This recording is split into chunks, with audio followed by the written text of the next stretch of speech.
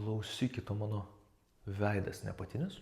Pradžioje pasidarote 10 ar 15 ratų pečiais. Atlikite, tai atlaisvins raktikaulius, kad sutekėtų limfa. Tuomet 2 ar 3 pirštais už žandikaulio vertikalios šakos po kaukolę ant minkštų audinių atliksite lengvus judesius pirmyn atgal 20-30 kartų. Nespauskite gilin, ne per skausmą, švelniai. Galima atlikti ratukus. Didžioji dalis limfos iš veido teka po ausimi už žandikaulio ir leidžiasi kaklu žemyn už raktikaulių. Tai mes norime pastimuliuoti šitą vietą ir iš lėto išsižioti, uždaryti, išsižioti, uždaryti ir galima ramybei tiesiog labai paprastai šitai pasidaryti. Ir po to, jeigu norit, dar šiek tiek galit girklės visus skysčius padėti jiems nutekėti žemyn.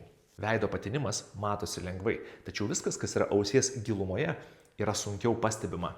Jeigu jūs turite taip vadinamą tinitą, jums ošia ar zyzia ar cypia ausyje, pabandykite padirbėti savaitėlę ar 2 su limfa. Leiskite nutekėti skysčiams. Yra labai daug limfmazgių ir limfagyslių aplink ausį ir vidinę ausį ir viskas išteka per kaklą. Jeigu čia užspausta, žandikaulis užspaustas, galimai tai susiję su jūsų ausies problemomis.